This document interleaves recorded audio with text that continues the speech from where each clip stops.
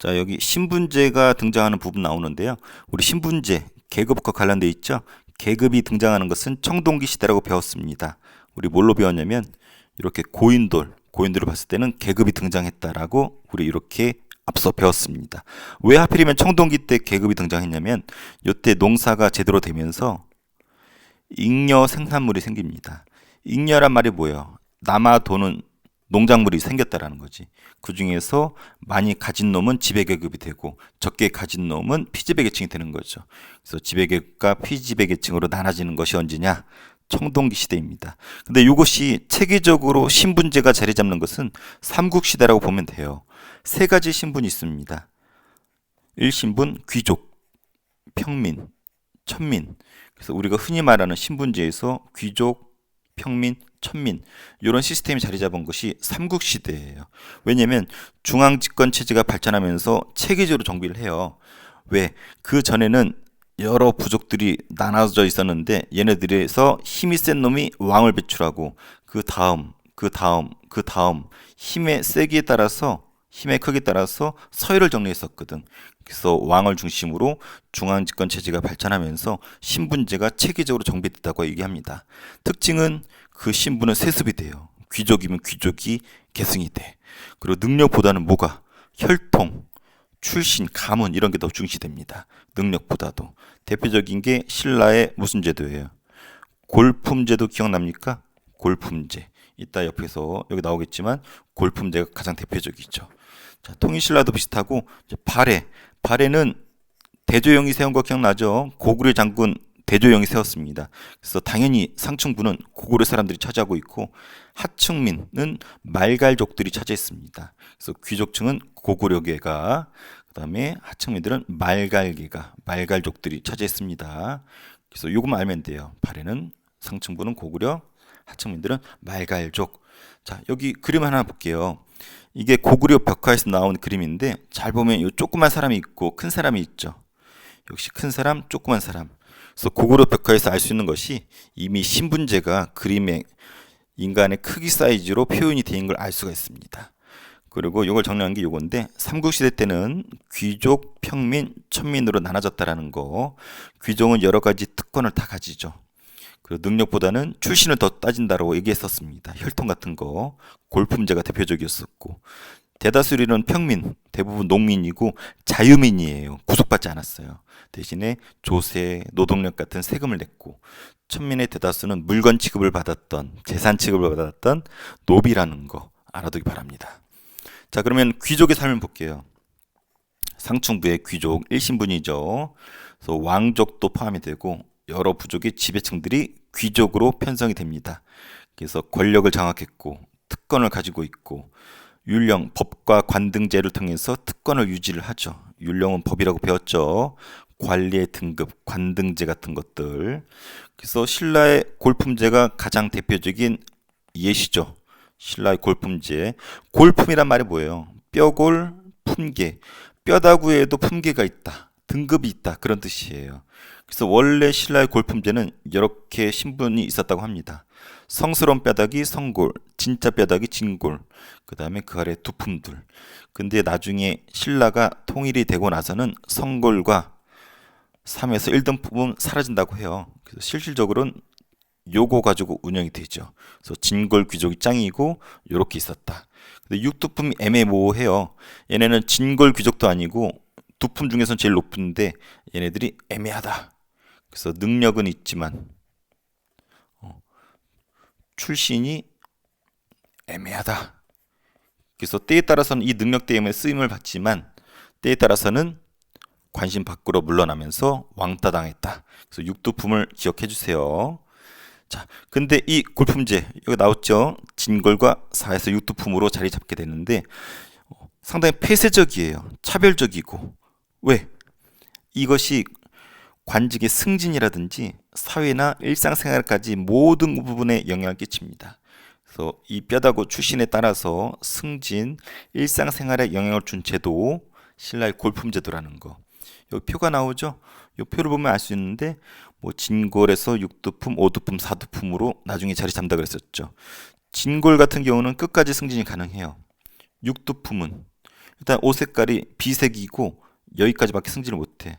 오두품은 청색을 입어야 되고 여기까지. 사두품은 황색 여기까지.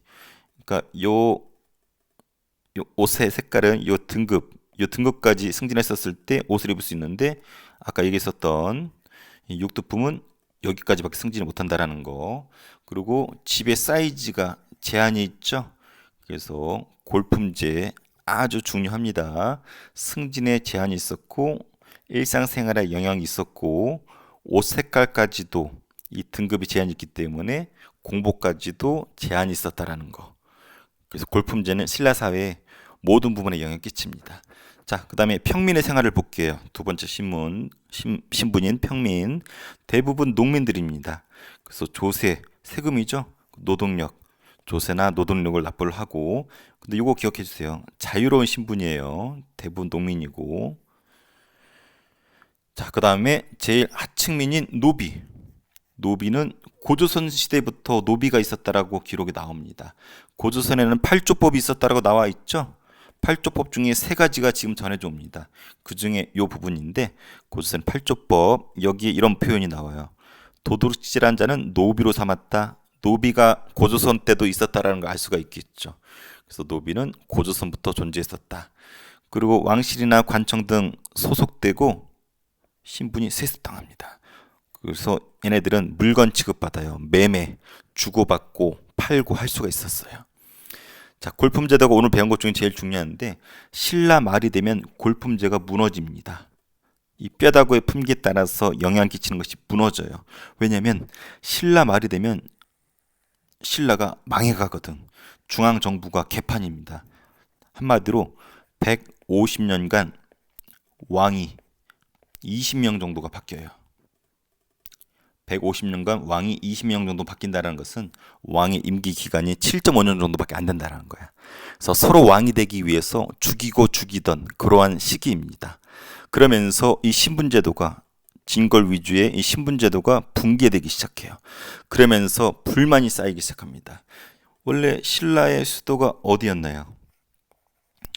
신라는 수도가 처음부터 끝까지 여기 경주였었죠. 여기서 피 튀기는 전쟁이 벌어진단 말이야. 왕이 되기 위한 쟁탈전이 벌어져요.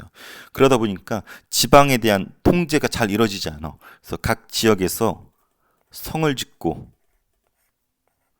칼을 든 권력자들이 등장을 하죠. 얘네들을 뭐라 부르냐면 호족이라고 부릅니다. 호족. 왜? 중앙에서 지들끼리 싸우다 보니까 지방의 통제력이 약화되었어. 그래서 전국 각지에서 성의 주인이다, 장군이다 칭하면서 권력을 틀어진 애들이 등장하는데 얘네들을 호족이라고 부릅니다.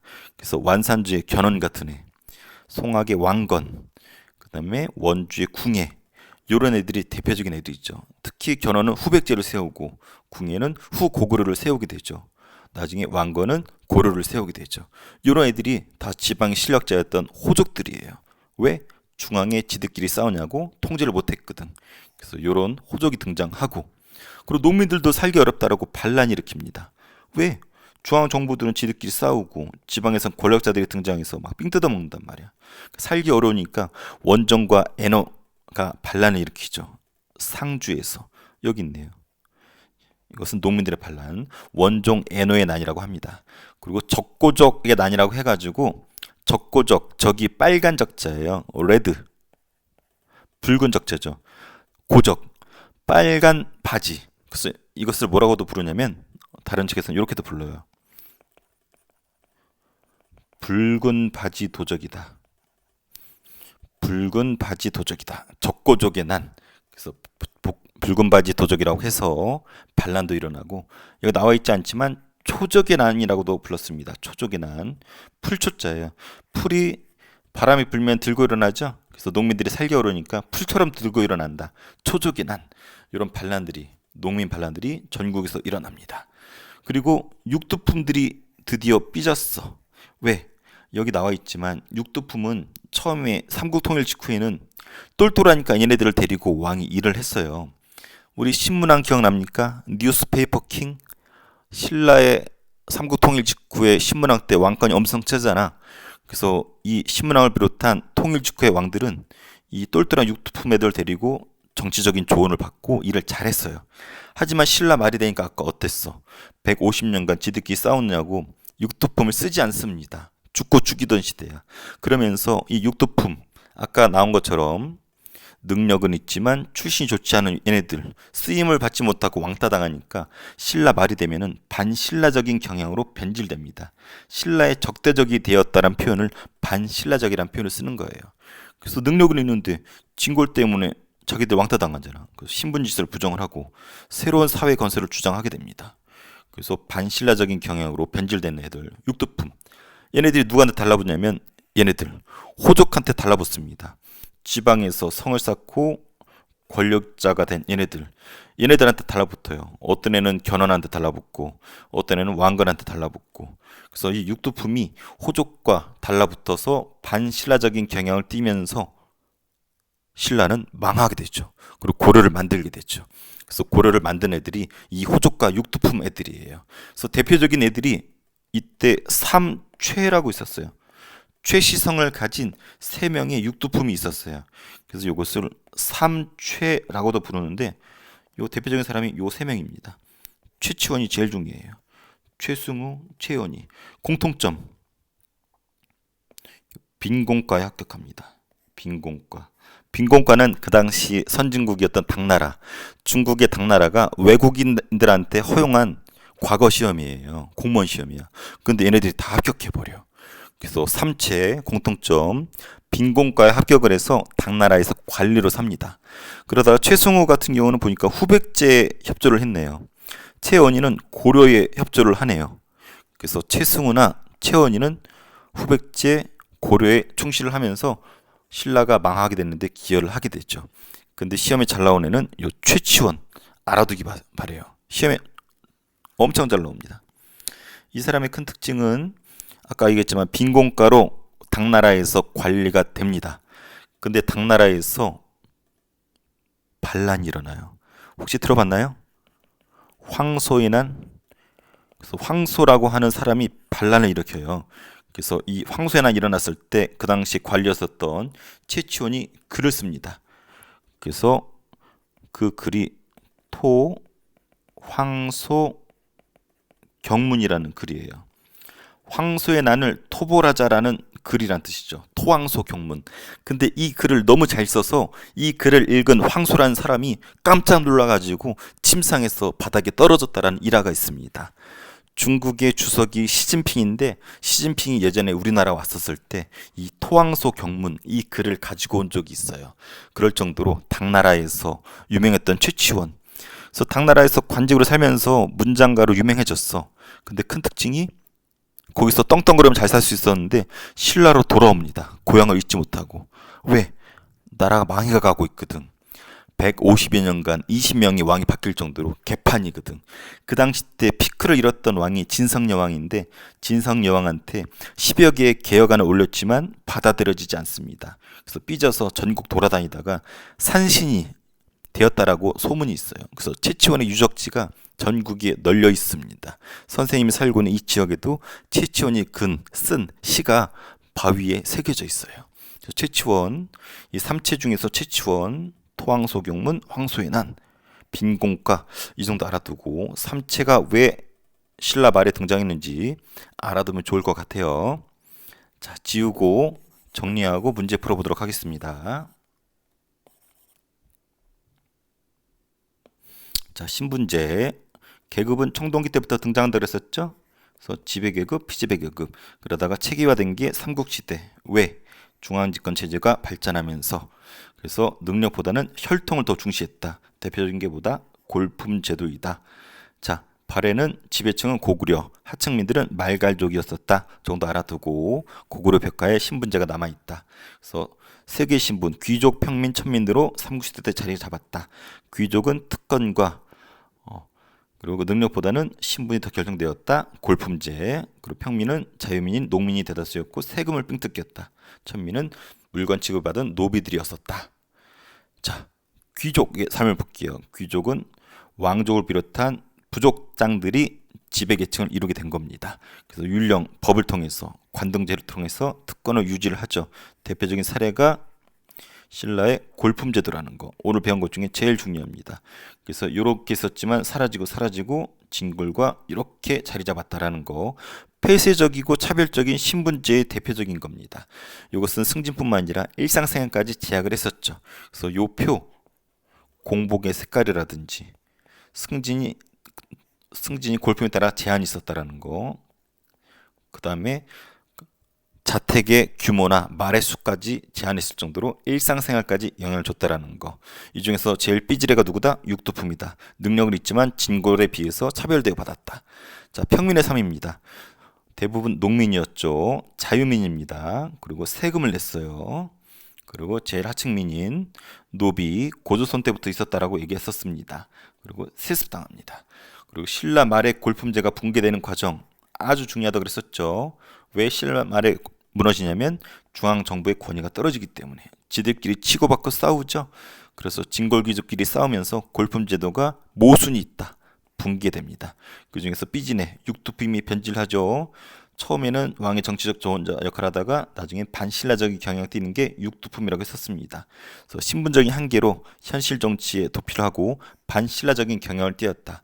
대표적인 게 삼체다. 그 중에 최치원이 중요하다. 당의 빈곤과에 합격했고 당나라에서 토왕서 경문으로 문장가로 이름을 날렸고 나중에 신라에 귀국해서 진성여왕한테 계약을 올렸지만 받아들여지지 않자 삐져서 전국을 유람하면서 글을 쓴 사람 최치원. 농민이 살기 어려우니까 반란이 있었죠. 원종 애노의 난, 적고족의 난, 혹은 붉은바지 도적, 혹은 초족의 난. 그리고 지방의 실력자 호족들이 있었죠. 그래서 성주 장군을 칭하면서 독자적인 세력이 있었다. 견원, 왕건, 궁예 이런 애들. 그래서 육두품과 호족이 결탁했다. 또 호족과 결탁한 거 선종 불교가 있었고 그리고 풍수지리설이 있었다고 앞서 우리 배웠습니다. 이런 것들의 공통점 육두품, 호족, 농민봉기, 선종불교, 풍수지리설 다 공통점이 뭐다? 신라의 적대적이었다. 유식한 말로 반신라적이었었다. 왜? 신라가 망해가고 있기 때문에. 그러다가 뭐가 등장했다? 이 왕건이 세운 고려가 등장했다. 그래서 고려의 주인공은 누구다? 호족과 육두품이라는 거 알아두세요. 자, 문제 볼게요. 발해의 귀족층은 왕족인 대씨. 왜? 발해는 대조영이 세웠잖아요. 고구려 장군. 그래서 왕족이 대씨예요. 그리고 고구려 유민이 다수를 차지했다. 귀족층은 고구려로 했었죠. 말갈족은 하층민들, 고구려 유민은 상층민들을 이뤘습니다. 자, 신라의 육두품은 골품제에 운영되는 사회질서를 부정했죠. 왜? 능력은 있지만 왕따당했잖아. 그래서 새로운 사회 건설을 하고자 누구랑 결탁했다? 호족과 결탁하고 끝내 고려를 세웠다. 자, 골품제는 가옥의 규모, 복색, 수레 등 일상생활까지도 영향을 줬다. 맞죠? 고조선의 팔조법, 고조선 시대에도 노비가 있었으면 알 수 있게 해줬죠. 자, 신라말 농민봉기 있었죠. 그리고 성주나 장군을 칭했대. 독자적으로 다스렸대. 딱 눈치챘죠. 호족. 그래서 호족, 농민봉기, 육두품, 풍수지리설, 선종불교 다 신라의 적대적이었었다라고 배웠습니다.